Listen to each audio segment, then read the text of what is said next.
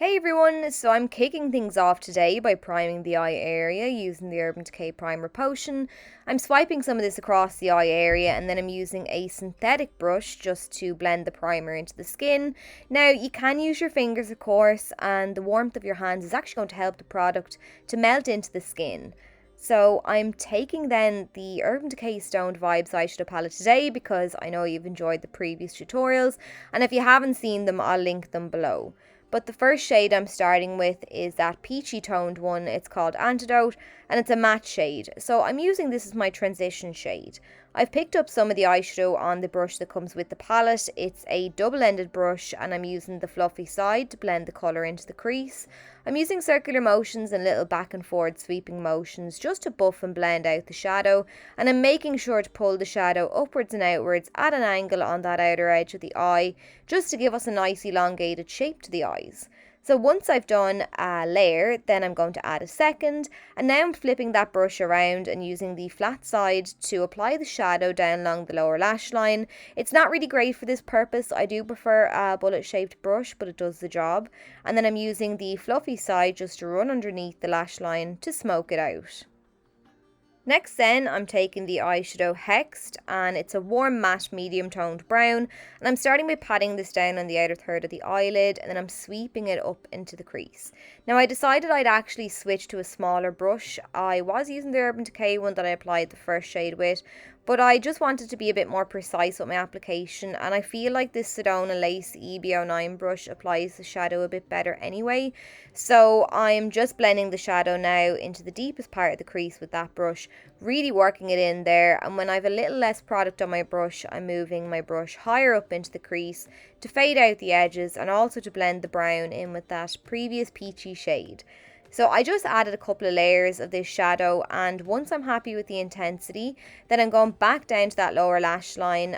What we do to the top, we do to the bottom, and I'm using a small bullet shaped brush to smoke this shadow across the lash line from outer to inner corner.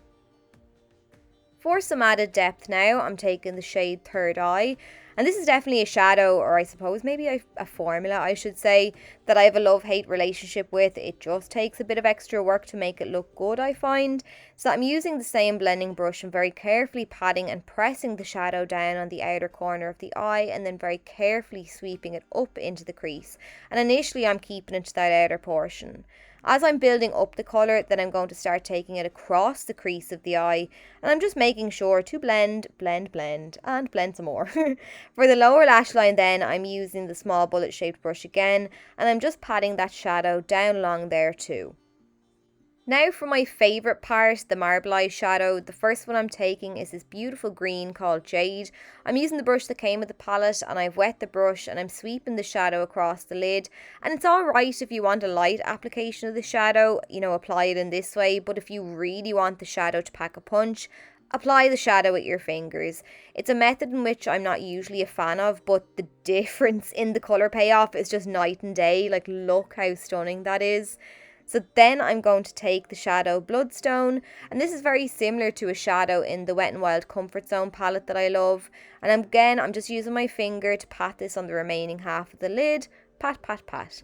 Then I'm using the brush just to pat over the shades, the two of them, just to make sure that they blend nicely into one another. And it's easier to do this step with a brush because I can just be more precise. I've nails on, so it's hard to be accurate without taking a chunk out of my eye. So next then, I'm taking the shade Blackout from the Urban Decay Naked 2 eyeshadow palette, and I'm using a small pencil brush to add some depth to the look with this shade. I'm starting at the lash line on the outer corner of the eye, and I'm pressing the shadow down there, and I'm flicking and pulling it upwards towards the crease very gradually. I'm doing this as well at an angle, kind of mimicking the tail of a winged liner. Again, it's all just to help elongate the eyes and to give them a lift.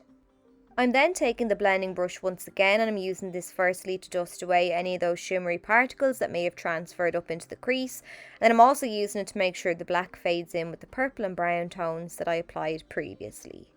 Next then I'm using an angled brush just to pack some of that black eyeshadow down along the lower lash line, and I love the shape of this brush. It's kind of curved in the centre, so it really helps to hug the lash line. So applying it to the top and bottom. Then for eyeliner, I'm taking this gorgeous green glittery pencil from Urban Decay. It's from their 24/7 Glide On range. And I'm just saying a quick prayer then in the hope that my eyes don't tear up.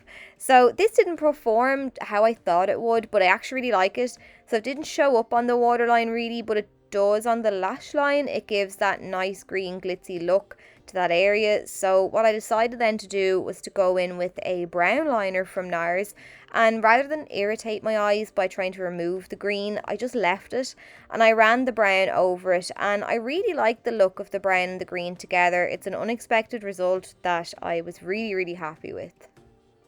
The final thing then to do is to apply some lashes. I'm using the Marilyn lashes from the Icon Lash Collection by So Sue, and then I'm using the Lash Freak mascara from Urban Decay to blend my own lashes in with the false ones. But then that's it.